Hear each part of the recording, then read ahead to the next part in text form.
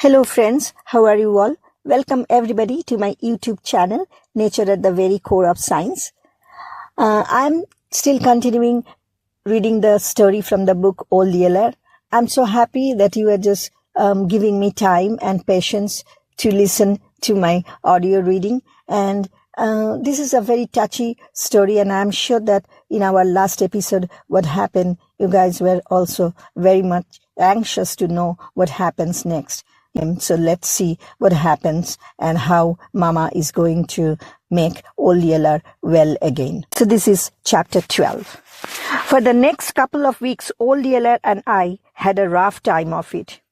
I lay on the bed inside the cabin, and Yeller lay on the cowhide in the dog run, and we both hurt so bad that we were wallowing and groaning and whimpering all the time. Sometimes I hurt so bad that I didn't quite know what was happening. I would hear grunts and groans and couldn't tell if they were mine or Yeller's. My leg had swelled up till it was about the size of a butter churn. I had such a wild hot fever that Mama nearly ran herself to death, packing fresh cold water from the spring, which she used to bathe me all over, trying to run my fever down. When she was not packing water, she was out digging prickly pear roots and hammering them to mush in a sack, then binding the mush to my leg for a poultice. We had lots of prickly pear growing close to the house, but they were the big tall ones and their roots were no good. The kind that made a good poultice are the smaller size. They don't have much top, but lots of knotty roots, shaped sort of like sweet potatoes. That kind didn't grow close to the house. Along at the last, Mama had to go clear over to the salt licks to locate that kind. When Mama was not waiting on me, she was taking care of Old Yeller. She waited on him just like she did for me. She was getting up all hours of the night to doctor our wounds, bathe us in cold water, and feed us when she could get us to eat. On top of that, there were the cows to milk, little Earlies to look after, clothes to wash, wood to cut, and old Jumper to worry with. The bad drought that Bird Circe predicted had come. The green grass all dried up till Jumper was no longer satisfied to eat it. He took to jumping the field fence and eating the corn that I would never yet gotten around to gathering. Mama couldn't let that go on. That was our bread corn. Without it, we would have no bread for the winter. But it looked like for a while that there wasn't any to save it. Mama would go to the field and run Jumper out. Then before she got her back turned good, he would jump back in and go to eating corn again. Finally, Mama figured out a way to keep Jumper from jumping. She tied a drag to him. She got a rope and tied one end of it to his right forefoot. To the other end, she tied a big, heavy chunk of wood. By pulling hard, Jumper could move his drag along enough to graze and get to water. But any time he tried to rear up for a jump, the drag held him down. The drag on Jumper's foot saved the corn, but it didn't save Mama from a lot of work. Jumper was always getting his chunk of wood hung up behind a bush or rock so that he couldn't get away. Then he would have himself a big scare and rear up, fighting the rope and falling down and pitching and bawling. If Mama didn't hear him right away, he would start braying, and he would keep it up till she went and loosened the drag. Altogether, Mama sure had her hands full, and little Earlies was not any help. He was too little to do any work, and with neither of us to play with, he got lonesome. He would follow Mama around every step she made, getting in the way and feeling hurt because she didn't have time to pay him any mind. When he wasn't pestering her, he was pestering me. A dozen times a day he would come in to stare at me and say, "What you doing in bed, Travis? Why don't you get up? Why don't you get up and come play with me?" He nearly drove me crazy till the day Bird Circe and Lisbeth came bringing the pup. I didn't know about the pup at first. I didn't even know that Lisbeth had come. I heard Bird Circe's talk to Mama when they rode up, but I was hurting too bad even to roll over and look out the door. I remember just lying there being mad at Circe for coming. I knew what a bother he would be to Mama, for all his talk of looking after the women and children of Salt Licks while the men were gone. I knew he would never turn a hand to any real work. You wouldn't catch him offering to chop wood or gather in a corn crop. All he would do was sit out under the dog run all day, talking and chewing tobacco and spitting juice all over the place. On top of that, he would expect Mama to cook him up a good dinner and maybe a supper if he took a notion to stay that long.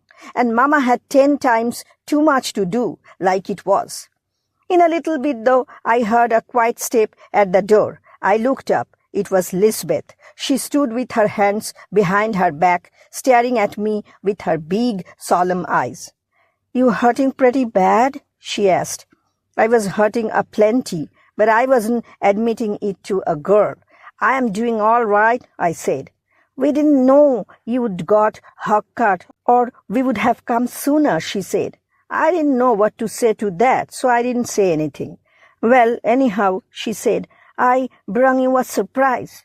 I was too sick and worn out to care about a surprise right then, but there was such an eager look in her eyes that I knew I had to say what or hurt her feelings. So I said, "What?" "One of Miss Prissy's pups," she said.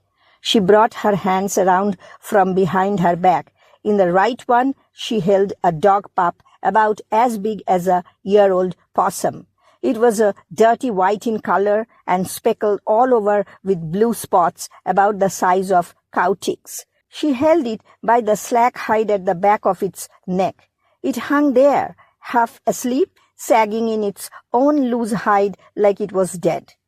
"Born in a badger hole," she said. "7 of them. I brung you the best one."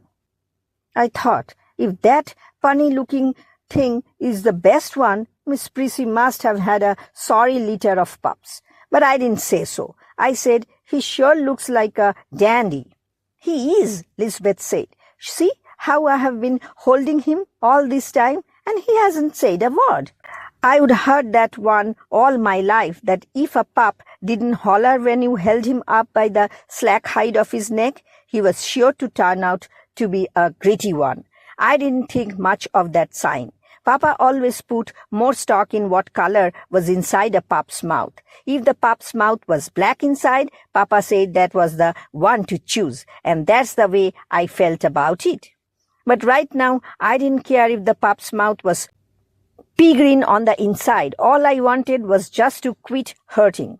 I said, "I guess little Earlies will like it," then knew I would say the wrong thing. I could tell by the look in her eyes that I would hurt her feelings after all.